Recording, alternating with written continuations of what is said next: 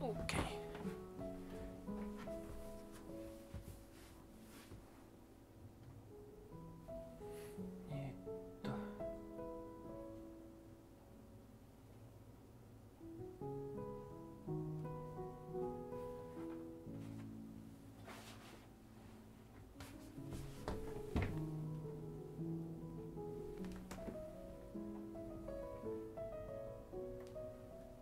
ボケてるね。ちょっとあのさ、カメラのここでいい。カメラのこのこのボタンを押してくれる？僕が座ってるあたりに。OK、ありがとう。もうこれでいい。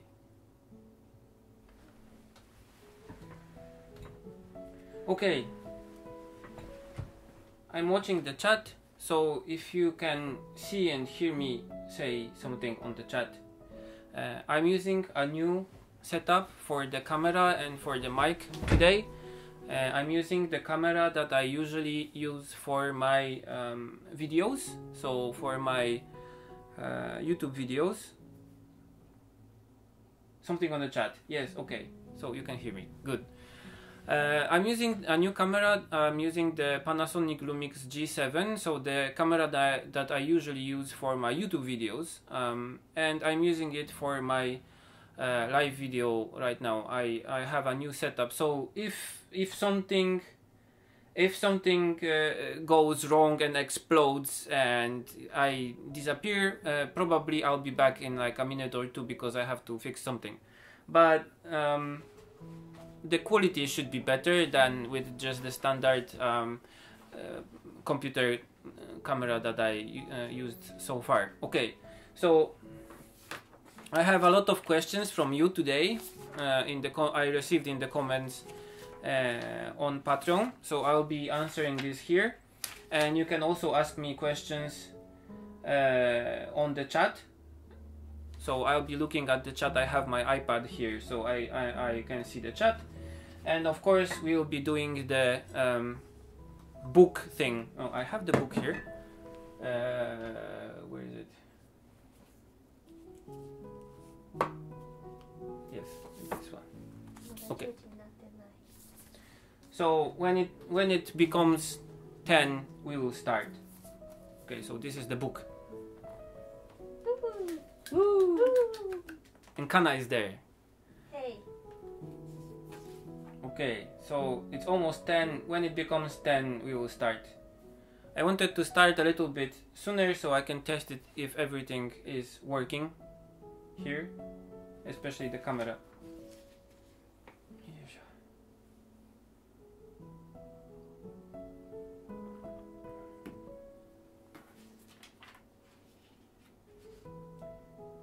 Okay, let's see. Okay.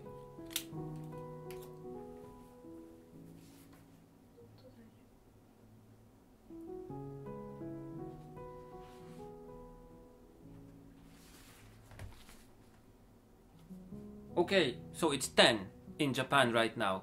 We will begin the Q&A session for December 2018. Yes. So first I'll be answering these questions I got from you here, but first I want to tell you something about the projects I'm working on right now. I finished all the things that are necessary for the book, so I finished all the pictures that are necessary for the Tokyo Storyfronts book, and also finished editing the pictures and sent them to the publisher. I had a meeting with the designer who will make the cover and who will make the design of the pages, and we also had a meeting about the colors and had a meeting about the paper and had a meeting about the translation, because the book will be in English and in Japanese. And these two last things, so the colors, the print, and the English-Japanese translation, proved to be kind of difficult.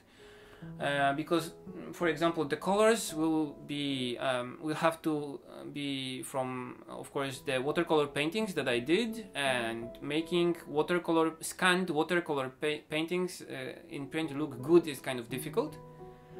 But we are using some like printing trickery that even I don't know what it means, like circular raster and like more paints than usually used for a book like this.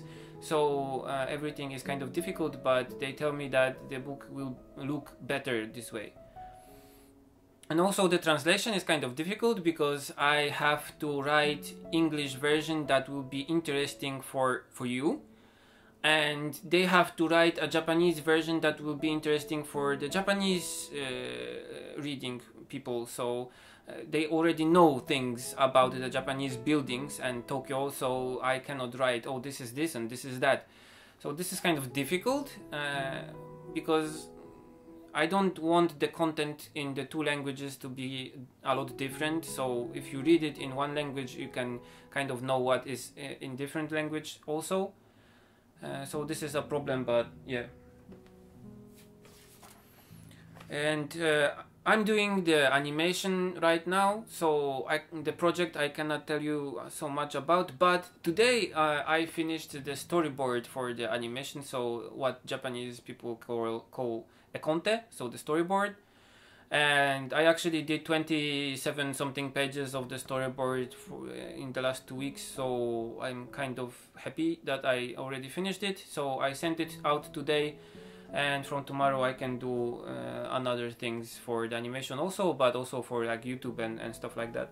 But I think I will just rest for 1 day or two to get my eyes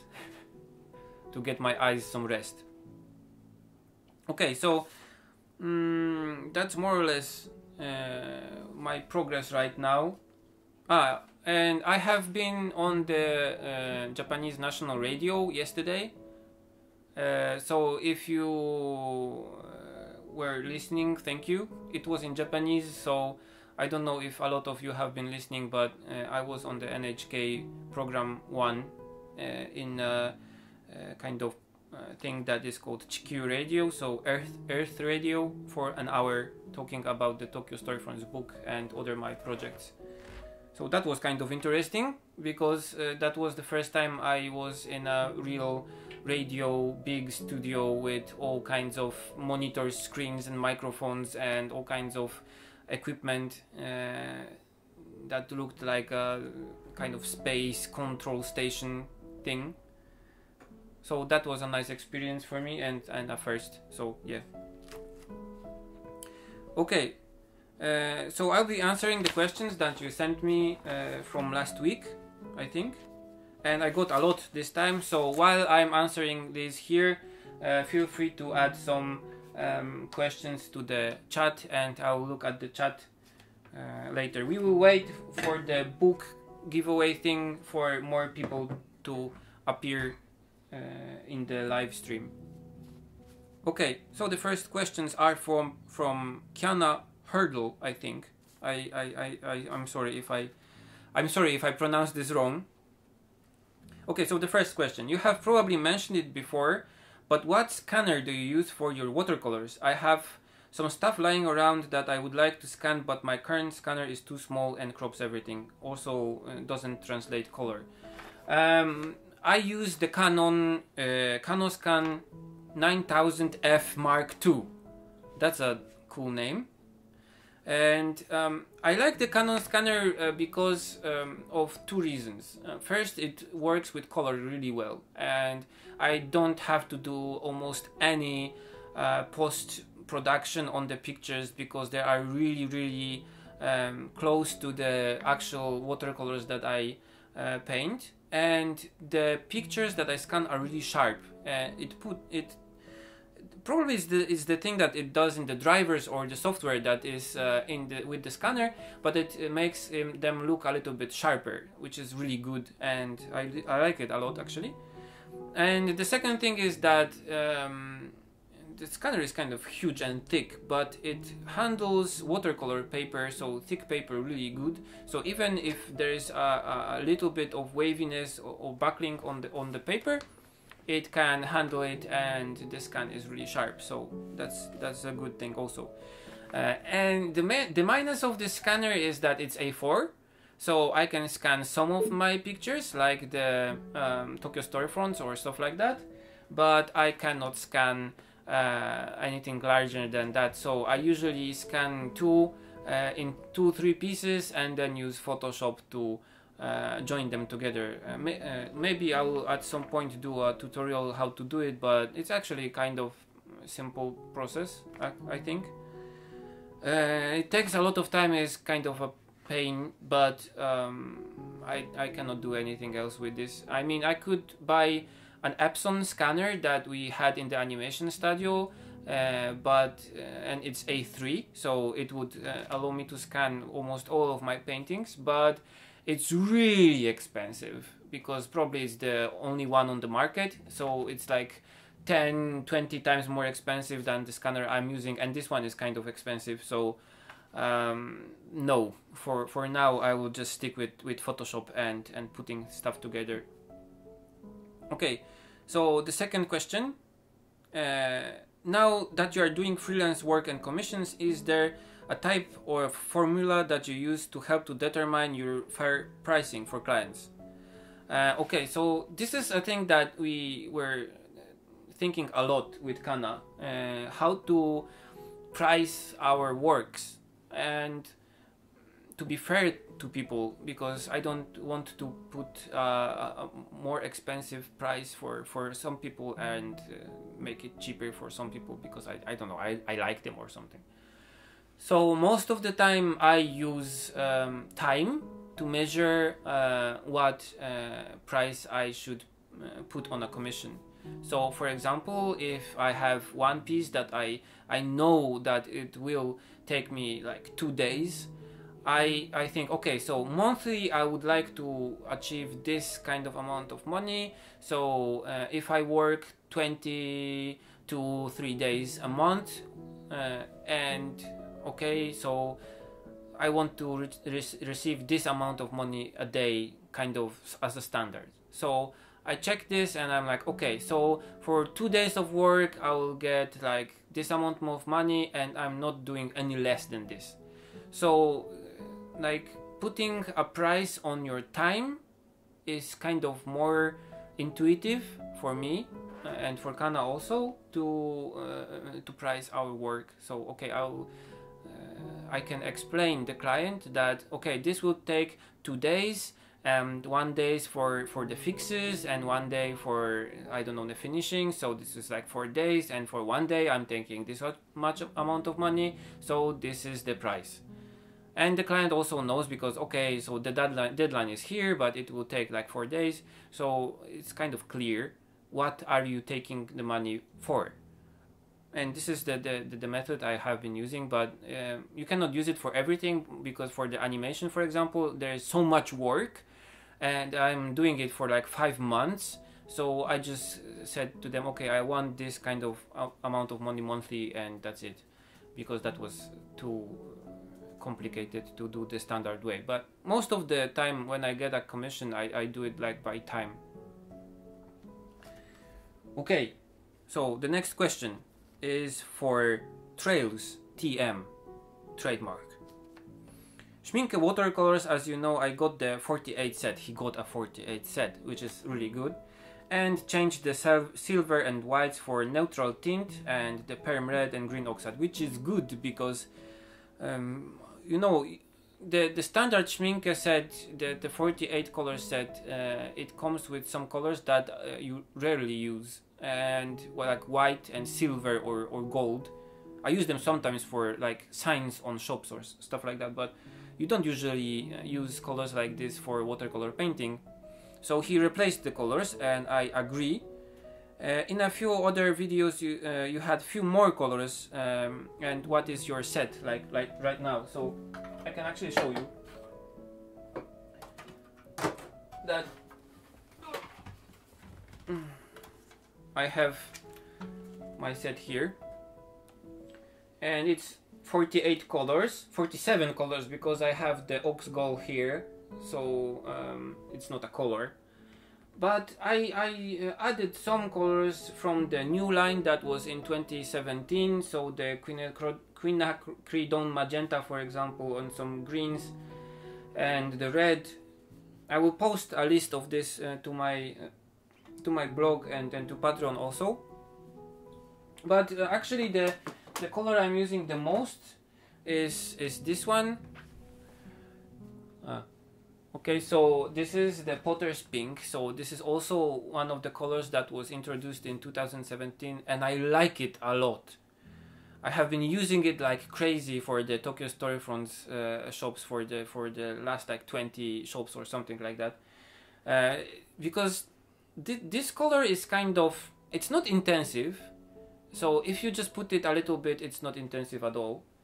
But it has a really good granulation effect. It has a really nice texture, and because it's kind of neutral, it mixes really well with other colors. So if you want to do a nice gray, you can mix it with blue. When you want to put some nice pinks in the picture, you can mix it with like quinacridone magenta or other color like this. So for me lately, this has been a really good discovery for my paintings, and allowed me to add some texture and some granulating effects to the paintings. I really recommend this. I have been buying actually the tube, because the tube has a little bit more paints for the price than the cubes, than the half pans, and I have been putting the paint into the half pans, and I'm doing it 4 layers. So I put a little bit and let it dry, and put a little bit and let it dry, and this way I get this kind of nice even paint, so it does not crack or anything. I will be putting the list of the paints on my website, and I also have some more colors that I use from time to time in this kind of part from another palette. And I'm actually planning to make a nice wooden palette for all my colors. So 48 is too small for me, so I'll do like, I don't know, 50 something or, for my wooden palette project, and this will be a next YouTube thing. Okay, so I'll just answer one question from the chat from Reloy. Hi. It's the first time I see you in the chat. Welcome. Do you use only masking fluid to keep the white, or do you use white gouache after you finished painting? Okay, so most of the times I try to protect the white by just painting around it. So I don't use masking fluid, I don't use gouache, I just paint around the shapes. But to make the highlights and to keep the whites in the highlights. But when the shape is really difficult, for example, some letters on a shop sign, or some really fine highlights, or I want to do a nice gradation effect, so it will be hard to protect the white while doing the gradation effect. So that is what that's when I use the masking fluid. And I sometimes use white gouache, but I have some here. Like I use the Dr. P.H. Martin's bleed proof white, or the white ink from Kuretake, or just, you know, a poster color paint from Nicker. But I try to keep this to minimum. When if I don't have to, really, I don't use it. Sometimes I mix this one with watercolors to make them more opaque, like gouache, and paint like with gouache. But I really try to keep this to minimum, because it makes the texture kind of dull, and it never covers 100%. Doesn't matter how much layers you put on, it's not perfect. And sometimes if you put too much, it kind of cracks also. So I try to really keep it to minimum. If have to really use it for like signs or small, really small fine details, or I made a mistake so I have to use it, then yes, I use gouache. Also, you can use gouache for stuff like snow, and for stuff like how do you call it, the perspiration from breath of a character that goes like and you can see the steam. These are the kind of effects that you can use it for, but also I try to keep it to minimum. Okay, so next question for Steph from Patreon comments. 1. How did you learn to draw people, or how did you improve on drawing people? I practice a lot, but I feel like I'm not making enough progress, so I am curious if you have any tips. Okay, so I'm not really good at drawing people. I think Kana is a lot better than me with drawing people. But I'm trying to get better because I have to be good at drawing people for the animations that I direct and do. So I use references. I use references that are like books of authors that I like. For example, this book has a lot of people illustrations, and it's by Yoshifumi Kondo from Studio Ghibli. I like this book a lot, actually. If you can get your hands on this one, it's really good. So I try to observe people in their natural environment. So I take pictures if I can, or I do sketches when I'm like on the train. I try to paint and draw many faces. I try to do sketches. I try to figure out what's wrong with them and fix them. So this kind of iterative process is really important. And I try to actually sketch people in a lot of styles. So I pick up styles that I like this one, but also some other ones, some other artists. So I figure out what I like about this style and try to do, for example, my characters in some other artist style, or his characters in my style, or just a random person in this artist style, like for example this one. So this helps a lot to be kind of versatile, so you can paint and draw everything. But I'm not really good at kind of realistic style, so I try to be good at lying, so I can just cheat all the way and make it look good even though it's not really actually accurate. And this is a really important skill also, I think. We are not painting stuff that is kind of realistic. With Kana we are painting stuff that is kind of distorted and stylized, so being good at this kind of cheating is also important. Yes. I don't know if it helps you, because I'm not really good at drawing people, actually. I think doing sketches of whole people, I mean from top to bottom, not only faces, is really important. Faces are really important, and doing like smiles and all kinds of grimaces, I think you call it, is really important. But also it's really important to be able to draw people in their environment so they don't look out of place. So this is also a kind of exercise I would recommend, is like drawing people just standing or sitting so they don't look weird. So yes, drawing whole people. Okay, I will be in Japan at the end of March. This is Steph again. And can you recommend some favorite art supply stores in around Tokyo, I guess? And there's also one other person, Didier Clerc, Kaneki Shiba, and also asking the same questions. So there are a few stores around Tokyo that you can go to. The most popular chain is called Sekaido, and the shops are in few places. There's one in Fujisawa near where I live, but the biggest one is in Shinjuku, and it's one of the best. if not the best store in Japan actually. So it's like, I think 7 floors or something, just art supplies, and you can get almost everything there, especially like paints and all kinds of really artist stuff. You can get also some designer stuff, like for architects and for like sculptors and all kinds of stuff. There's that's where Kana gets her supplies for her figurines and stuff.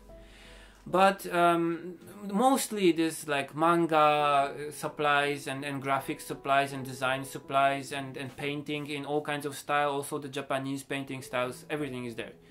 But they have a little bit of a problem because they don't supply some brands. For example, I don't know why they don't do Copic. So one of the most popular brands in like the Copic markers and Copic fine liners that I use also. So there is a Dot 2 shop also in Shinjuku, and not so far away from the Sekaido, which also is like the home store of Copic. So you can go there for all Copic stuff. There's also one shop in Ginza, which is called 銀座のお店なんだっけ? Itoya. And there are 2 Itoyas there. There's one that is in the front big street, and there's one in the back street. It's called K Itoya. And this K Itoya shop sells art supplies, and you can buy also really good watercolors there and stuff for painting and drawing. And there's also one shop, Lemon Gasui, in Ochanomizu station, and it also sells some good art supplies with good prices, but they focus on architectural design, so you can get their like modeling stuff and doing small models and all kinds of stuff for architects there. Okay, next question, this time from chat. May I ask you how old you were when you moved to Japan? I'm currently studying animation BA1. BA1, I don't know what BA1 is. Probably it's like the first year of animation. But I'm always getting worried if I'll be able to get a job there. Any tips? Okay, so I was... how old? 23 or 4 when I came to Japan. And I was after my undergraduate studies in Poland. So after finishing my undergraduate course in the university, I tried to get some work in Poland, but I didn't find anything interesting. So I applied for scholarship and I got it by chance. I was really lucky. So when I came to Japan, I already went for the first year. It was like a research student, and then I went for the graduate school. So yeah, I was like 10 years, it was like 8 years ago, so I was like 23 or something like this. Okay, so the next question also from the chat from Kaneki Shiba. Have you tried to draw birds? No, not yet. The problem is that Kana doesn't like birds, so no, I haven't been drawing birds. Yes. Okay, so the next question from your comments, and we have 11 people watching. Question from Raya Flower. Sorry if this has been asked again, but would you ever show us any of your old art if you still have it? When I moved to Japan, I didn't bring with me almost any old stuff that I had when I was drawing stuff in Poland. Most of the things were on the internet, but the websites were so old that I don't think I still have it. I was using the DeviantArt website then, but I deleted my account because a lot of people were using the pictures I uploaded there for their stuff, so no. The only thing I have here that is kind of older is this sketchbook I have. So maybe I can show you some things here. This is this is really useful because I have dates here. So this is like 10 years old, 2007. So okay, I will just focus on this if I can. Okay, so works like this with watercolors. This is kind of small actually.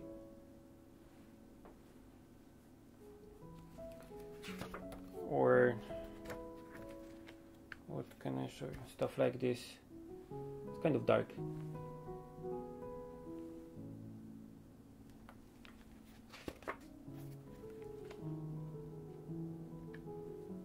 A lot of watercolor sketches.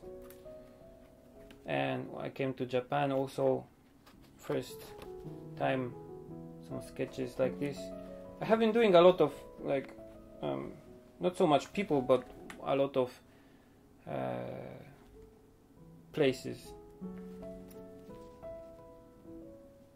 and some pencil sketches also. This is kind of old, 2010.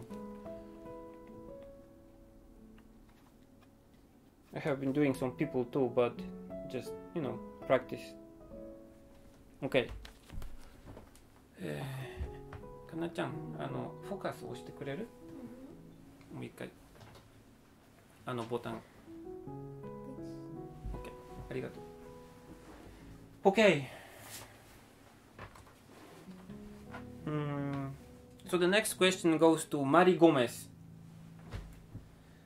I want to know about your process of learning how to speak, write, read Japanese, and give huge hugs to Kana. And I gave hugs to Kana today. I learned Japanese in a Japanese language study group in Japan. When I came here for the first time, I could not speak Japanese at all. So we spent like 4 months learning only Japanese at the university in Kobe. And that was kind of intensive because every day we were learning only the basics of Japanese. But even though I did like 4 months of like intensive study, when I went to the proper university, I could understand like, I don't know, 40-50% of what people were saying to me. But while listening and speaking to people, I got more words. I learned more words. So gradually, I was able to speak and understand most everything that people were talking to me, and I was able to express myself. But I still can read Japanese, but only when it's on the computer. So it helps me to read the kanji signs. And I can also write Japanese on the computer when it converts the kanji for me. So I still cannot read kanji because I don't have time to learn it, and it kind of goes out of my head the moment I put it in. I don't know, I don't have the talent for it or something.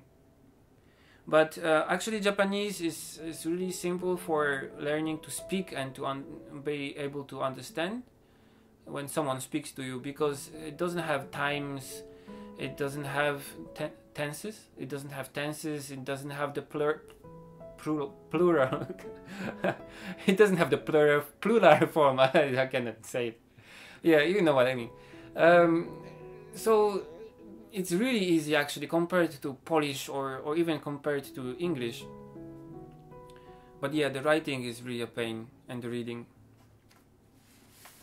So I think an intensive study group or something like this is a really nice solution, because you need someone to teach you and to correct you with your Japanese. I was trying to learn some Japanese before I came to Japan using like internet and podcast study and something like that, but I learned some words, but it did not help me so much actually.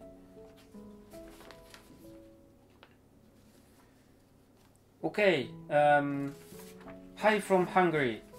Yes, hi from Japan. I'm happy you're here. So the next person is Daniel Dinch. I hope I read it well. First question. In your animation studio, does the background team often paint over 3D models or typically create everything from scratch? Do most studios draw paint over 3D models? because he asks because he is struggling with perspective. Okay, so most of the times when we do backgrounds, we have something that's called the content, the storyboard, that the most of the times the director draws and sketches, and it's just a rough sketch. If you see it, it's something like this, when you have a lot of small frames on one page, and it's a really rough sketch with the people standing there, but you can already see what the cat has inside. And based on this, animators make something that's called a layout. And here I have a book with layouts made by Studio Ghibli, and it's like A4 paper, so you have to make it really detailed. Can I find something big? Okay, like this one here. So you have the background already painted, drawn here. So the person who draws this already decides the perspective and the size of everything and how everything looks. Not the colors, but the overall construction of things. And then this layout goes to the animators and to the background artist, the same one, so they look at the same thing when they are painting or drawing. And we most of the times use those kind of pencil drawings to do the backgrounds. Sometimes we do the backgrounds directly from photos that someone went and took. Most of the times when there's no characters, so just the background, we use photos sometimes. And sometimes, really sometimes, when the background is too difficult for the animator to kind of imagine and draw on the layout, we use 3D modeling, really simple 3D modeling, to kind of make the building and then see it from different angles and help the layout artist to draw the layout. But this is kind of we don't do it if we don't have to, because it makes the layout look really kind of like a photo render kind of thing, so it's really stiff. It doesn't flow so well like the layouts that are drawn just by hand. So if we can, we try to avoid it so we can get the more organic look.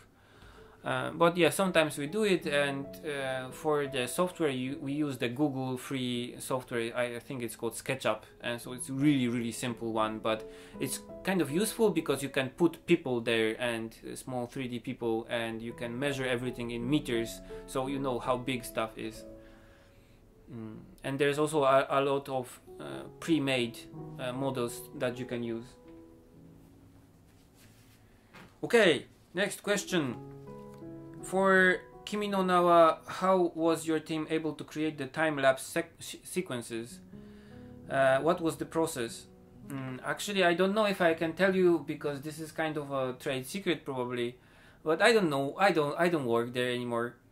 We did like 5 I think backgrounds for one cut.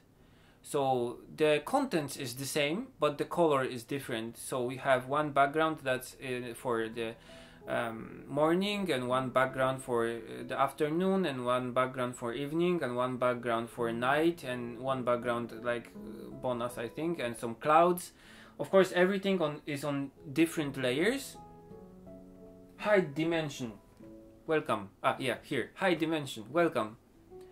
So the backgrounds they have layers, and actually the files that we use for backgrounds in the animation studio are really heavy in layers, so you can edit everything if you need to.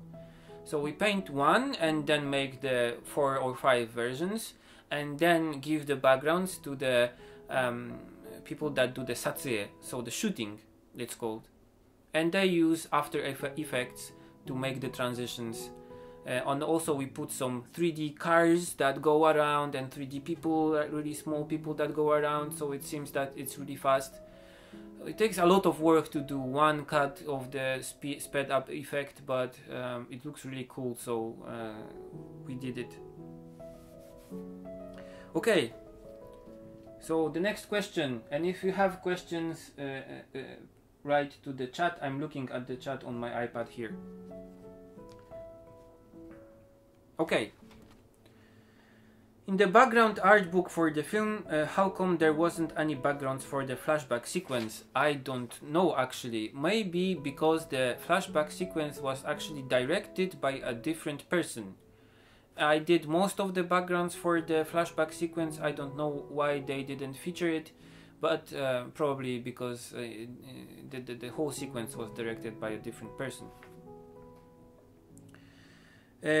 What kind of stories do you like to tell the most in your artworks and animation? I think stories that are kind of how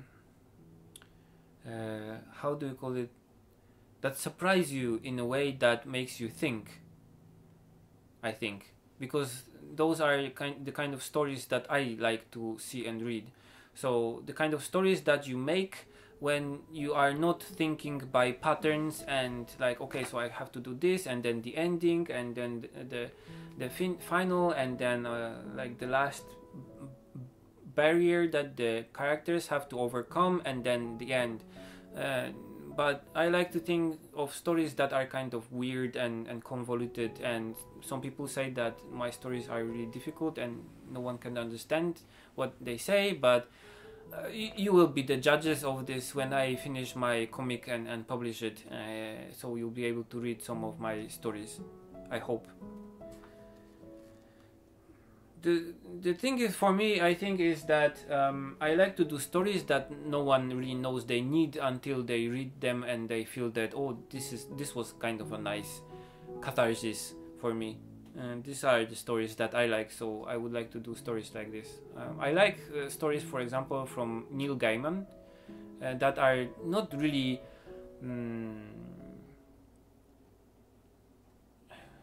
original, 100% new, and sometimes there are just old stories told in an interesting, fresh way, and this is also the thing that I like.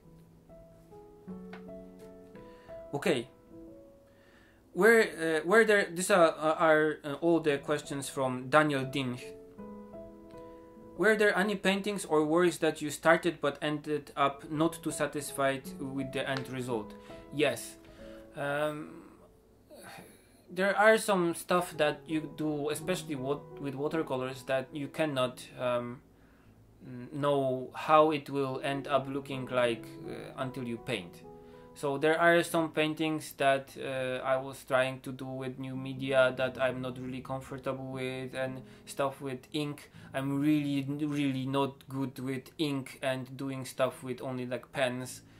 So this is one of the things I would like to improve, because if I want to do a black and white comic in the future, I would like to be really good with black and white pens, and this is one of the things I came to Japan for, to be better with ink, and I'm really not good with ink. I cannot do interesting pictures that have depth and stuff like I usually can with watercolors. So this is one of the things I would like to learn also. And people, I would like to do people that look more natural and alive, and this is also one of the things that I would like to learn more. Which of your paintings do you favor the most or think is the best artistry? For the last year or something, I was doing the Tokyo Storyfront's book paintings, and I really like some of the paintings in the book. When you will see it, you will be like, whoa, this is kind of nice, because I think this is kind of the best pictures I did with watercolors for sometimes will be in the book. But also the autumn cover for the Tokyo Metro Guide, you can see on my website, I think was one of the smoothest pictures I did the last year, that went from A to Z most of the way as I wanted it to go. So this was one of the pictures that was fun to do, and really happy with the result. So yeah, this was the best picture probably last year. Okay. A question from the chat here. Hello, I was wondering if there are any resources that I can use to gain an understanding of the general animation workflow. Yes, there are some books that you can buy. I know most of them in Japanese, but I know that some of them have English editions. I have most of the books from Studio Ghibli. And some of them have also like an explanatory part in them that explains how animation is made, and you can buy some books that have the steps in them. So for example, the first step is the Econte, so you can buy the storyboards like this one, and you have the whole storyboard here, so you can read it and see how it looks like. Also, there's a nice tip. The Blu-ray discs from Studio Ghibli, like these ones, most of the times have the animated version of the pictures of the Econte of the storyboards on them if you choose them in the menu. So you can see how the storyboards look like with the voices of the actors underneath. And this is a really good learning tool to see. So the next step are the layouts. So a book like this, for example, this is also layouts from Studio Ghibli, and a whole book of layouts. And you can buy a lot of books of layouts from various animations. And there are the art books. So for example, here I have the Porco Rosso. And it also have some layouts, but also have some screenshots and only backgrounds and designs. And books like this are really good for learning like the designing process that comes in the first parts of the animation. So all the sketches and character sketches are here. So this is also really nice book for learning the animation workflow.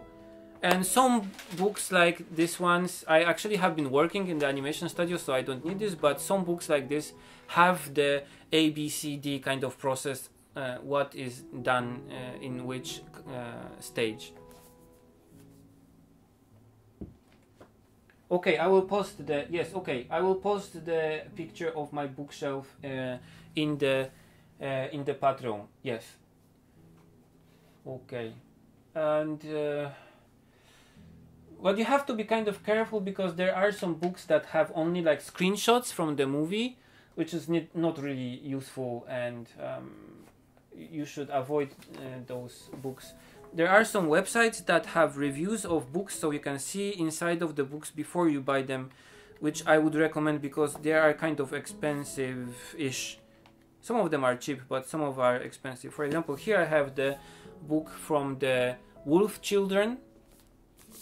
And this is also a nice book because it has a lot of stuff like the backgrounds also, but the character designs and some 3D and the layouts of for the cats.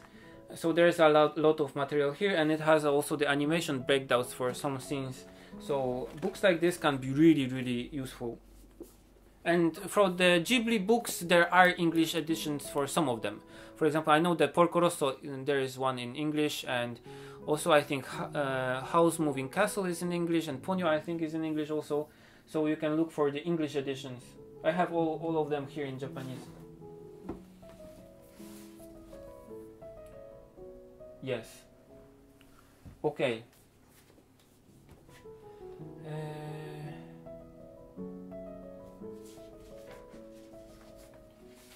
Okay, so the next question from your comments. Hi Mateusz, this is from Didier Clerc. Okay, so this was about the shop. So okay, I already told you about this one. So the last one from the comments is from Melokontonki, I think. I'm sorry for the pronunciation. I just moved countries, and I wanted to ask you about your experience working in a different country than yours, with a different language and work ethics. Was it hard to adjust? Is the language barrier a big problem for getting work? How did you come about searching for work when you first came to Japan? Okay, so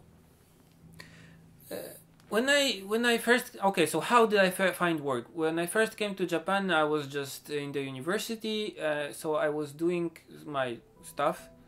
But when I was supposed to do the finishing work, the graduation work, I did a short animation that was called Right Places. And at that time I was doing all my things digitally, so I wanted to do a nice digital animation. And because Makoto Shinkai does the best digital backgrounds and animation, I think, right now, one of the best, I kind of copied his style because I wanted to try it.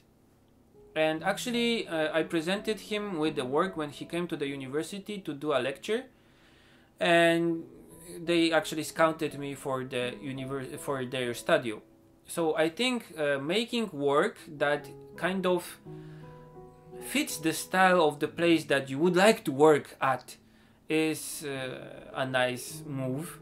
So you can kind of show the producer and the staff of the studio that you would like to work at that you can do work that they can use actually. So this is a nice move, but actually now we are working freelance with Kana and just doing our work and putting it out to the internet helps to get work from various places. For example, Kana did an animation that was just a person eating ramen, and a second one that's person eating kare. And because of these animations that she did and uploaded to YouTube and Twitter and Tumblr, she got few commissions that she is doing right now actually. So this kind of making a good portfolio and advertising your work is good wherever you are. And about the communication problem, it's like it was really hard. I mean, Japan is a country of really strict rules that you have to kind of conform to.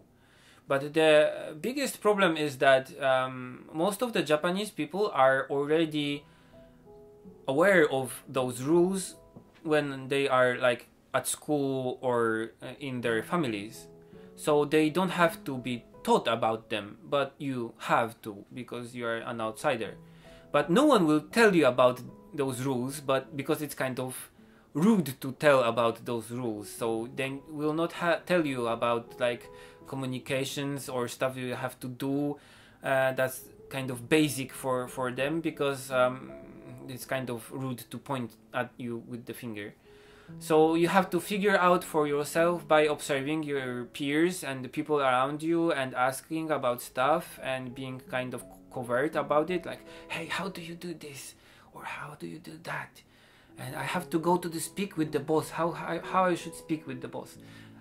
So this was this kind of like puzzle game that I had to go through for the first year and a half of working in the Japanese company. But so this kind of, for now it's kind of funny, but then it was like a stress for me because I didn't know how to behave in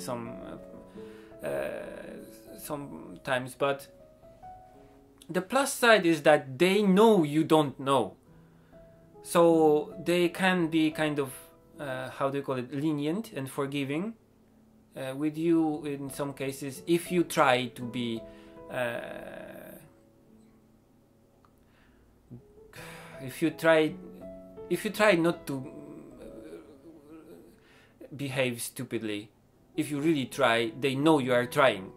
So this is kind of this kind of weird situation, but yeah, I mean, having a good understanding of the language is really important. So if someone speaks to you like wah, then you are just like, I don't understand what he's saying, but it looks important. Yes, okay. What did he say? No, I don't understand.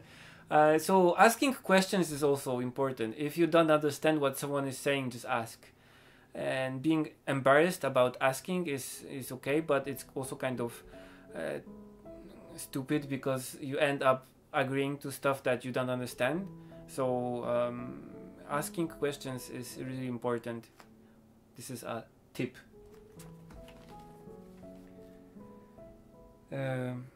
Okay, so the language barrier is difficult, but asking questions helps, and trying hard helps, and trying to understand helps, and trying not to be offended because you did something that was outside of the rules is also important.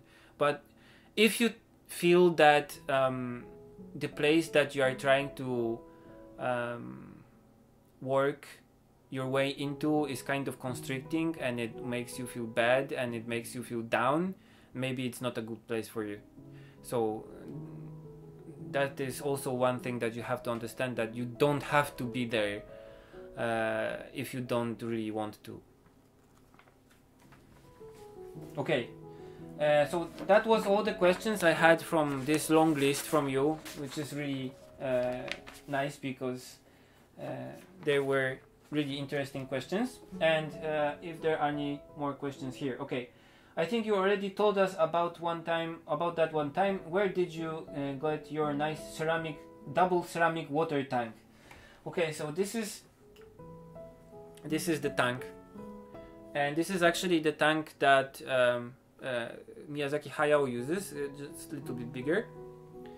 And this is a tank that is made for Japanese calligraphy and painting. But it's really nice. It's really heavy and it's ceramic, so it's really easy to clean. If you are painting even with acrylics or something like that, you just peel it off. It's really easy to maintain, and you can get it in most shops in Japan, like art shops in Japan. For example, the art shops I told you about today, the Sekaido in Shinjuku, it almost certainly has this one, and smaller ones and bigger ones. Kana has one also, and it's called Hissen, so a brush tank.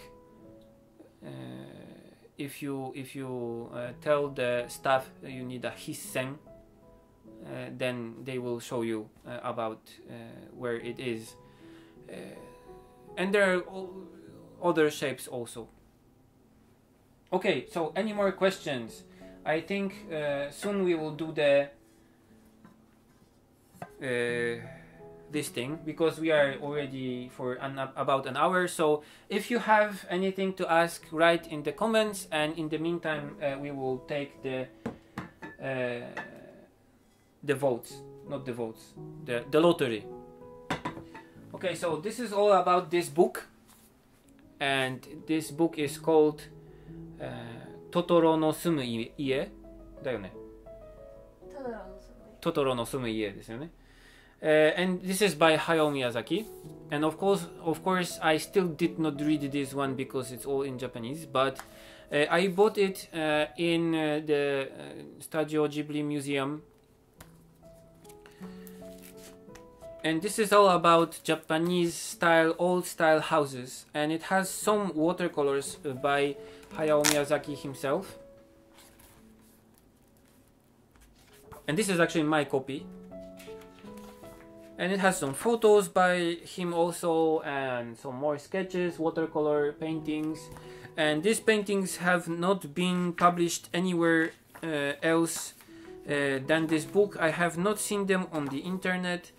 And there are about, I think, maybe 15 illustrations like these ones. Some old ones, some newer ones, because this is a newer edition. So yes, this is a really nice book for just looking at, and if you can read Japanese, that's even better, because you can actually read what's in here. Okay, so about 40 of you submitted the I want a book comment, so I printed them on pieces of paper, your names here, and I have my jar. Okay, so I'm mixing the jar.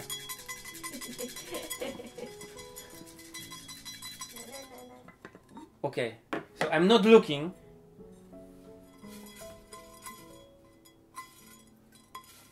Okay, so I have one, I think.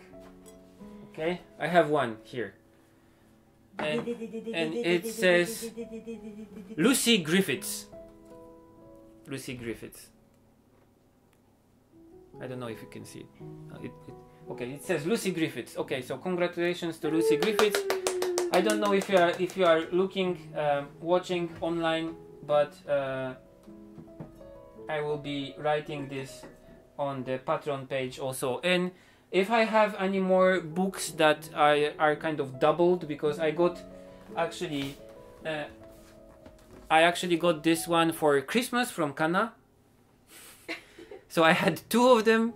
So I'll be giving away the copy that I actually personally bought in the Studio Ghibli Museum in Mitaka. So you will get this one that is that I bought then. Okay.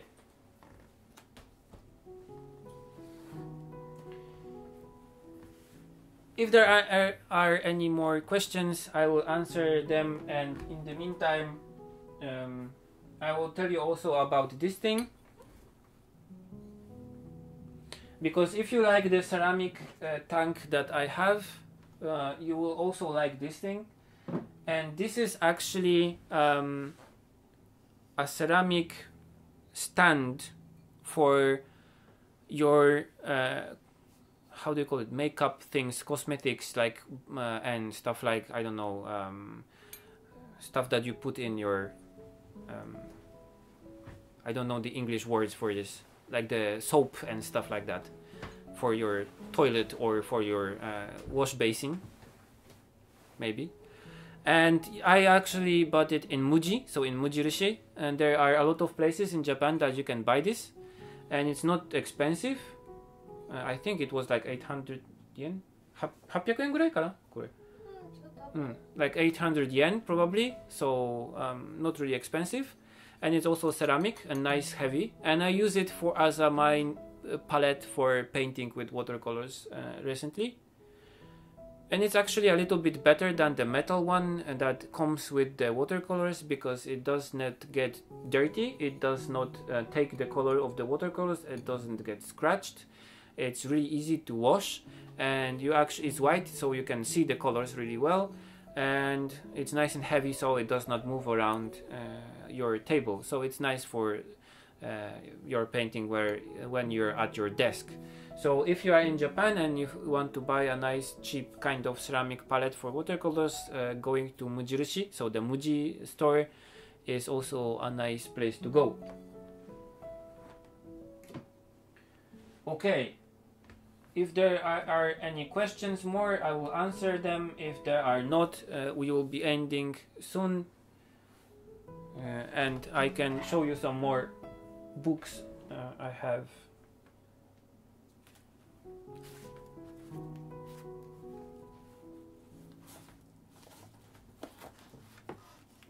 So for character design, I also have, for example, this book.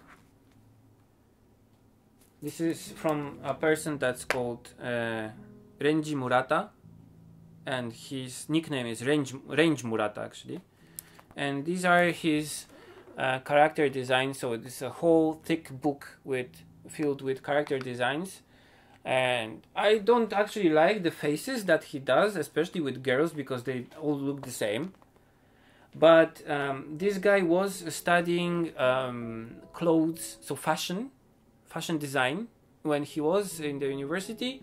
So the clothes and fabrics that he paints and draws are spectacular.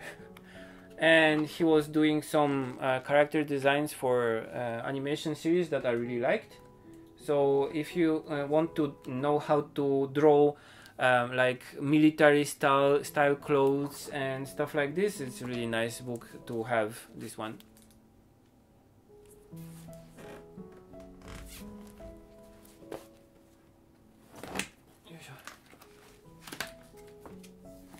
And I have probably talked about this one also, but this is a book from Oga Kazuo, and he was the animation, the background painter and a background director for Studio Ghibli movies.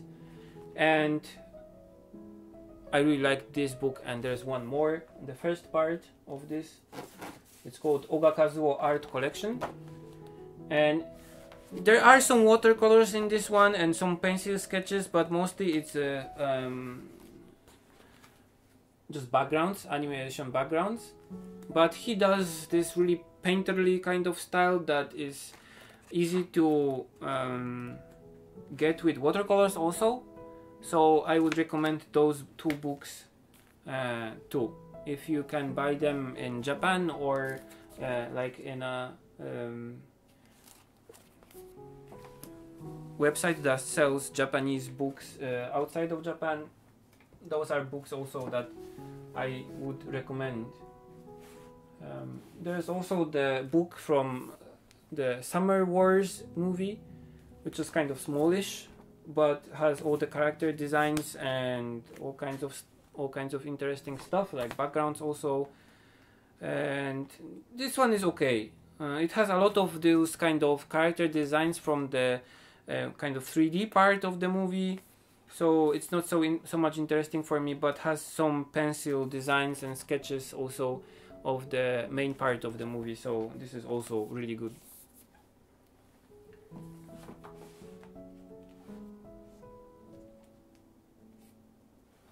Okay, and of course there are 3 books from the studio that I was working at. So this is the first one, and it's called The Sky of the Longing for Memories.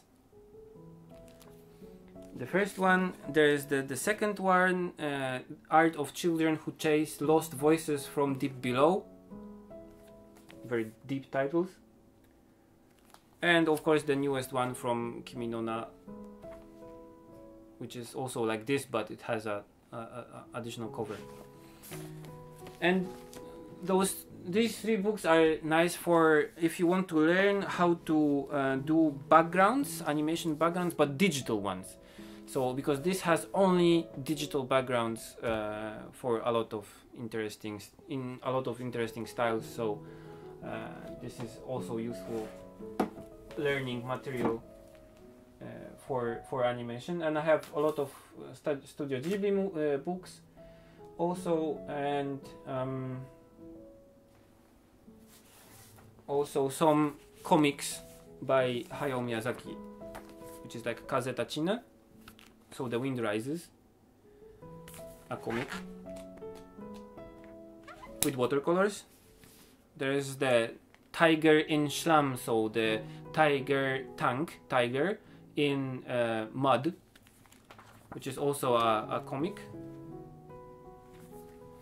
And like his various sketches about like boats and planes and tanks and all kinds of stuff, so this is also interesting reference material for making comics and stuff with watercolors.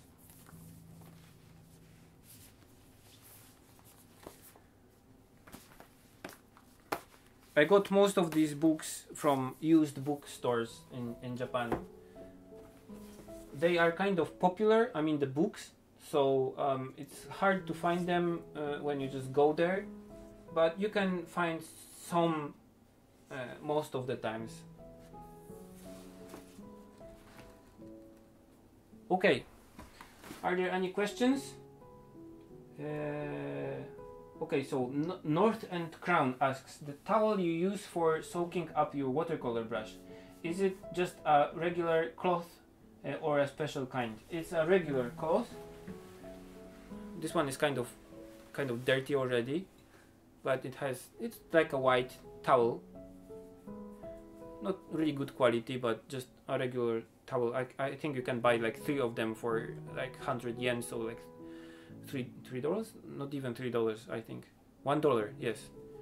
And at first it's really not good, because you put the brush and it doesn't suck up the water into the fibers, but when you use it for some time it gets good, and when you put the brush on it, it sucks the water up really quickly. So I don't know why, but probably it's about some surface tension stuff and the fibers, but it gets better. So I have there on a shelf some additional ones that I already also use, and when I use this one up, I just throw it away. I kind of this is actually one that I got from, I think, when we went somewhere and from like a hotel freebie thing. So you can use almost everything. If it does not work good, you can wash it with washing liquid, and it makes it kind of easier for the water to sink into the cloth, but it's really useful. It would be nice if it does not leave any fibers, so it's good when it's white, and it's good when it's not like fibery kind of stuff. Okay.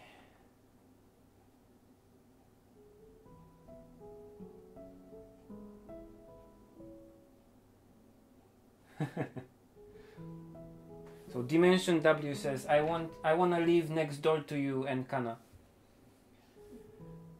No, that would be kind of difficult because we are living in a small house. Actually, we are renting a small house, which is really old actually. So we could rent it cheaply, and it's really cold in the winter because. I know that some of you live in countries that it's actually cold. So here it's like 12 degrees in the afternoon, so it's not so cold. But in the morning when I wake up and I go like to the kitchen area, I can see my breath actually inside of the house. Because the Japanese houses are made only like with really thin glass windows and thin walls and stuff like that, it's actually cold in the winter inside. So when we work in this small area here only, and we have a heater that is always blowing like hot air from below, and the rest of the house is just cold. So yeah, living here in a place like this is kind of hard in the winter, but the plus side is of course that we are living near the Enoshima, so there are some really nice places to visit on foot. We just go for walks and stuff like that. So this is a big plus for us.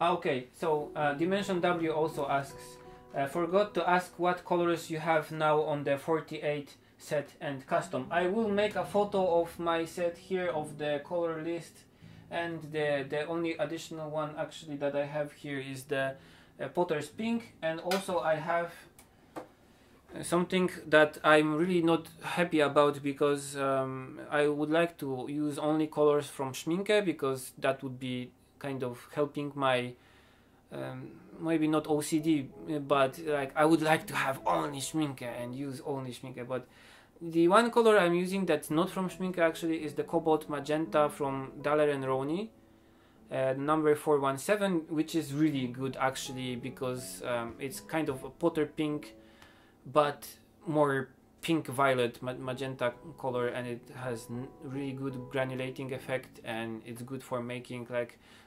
transitions in colors and gradation in colors and adding some nice effects. I recommend this one, but I would like Schminke to start making this color. I don't know why they don't. And I have some colors here on an additional palette that are not on my main palette, so I use them sometimes but not so much. I have the gold here, for example, and black. I don't use them so much. On the gold only for like signs, shop signs and letters sometimes, and some like colors that I already replaced in this main set, so I'm keeping them here so I can use them from time to time so they don't get old and not get used at all. So yeah, I will probably make a bigger palette, with wooden palette with all the colors. How do you wash the brush used to paint masking fluid? Okay, this is a thing that I can show you actually.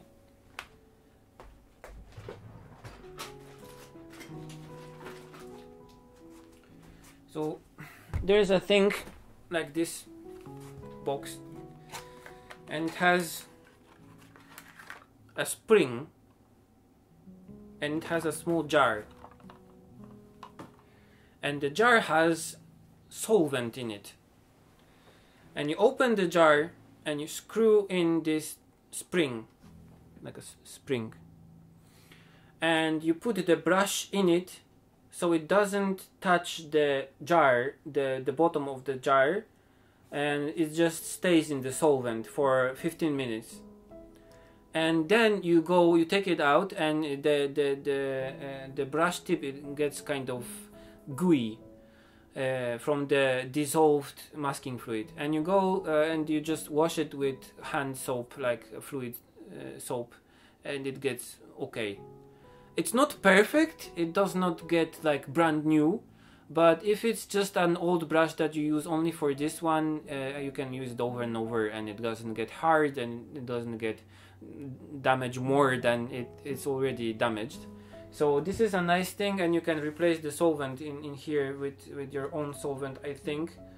I don't know what kind of solvent it is, but I don't think it's anything really exotic.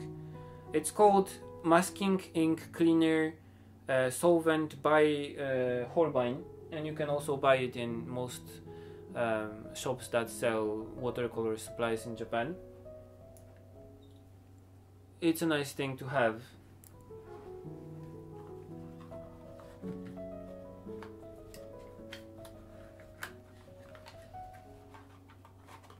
Yes.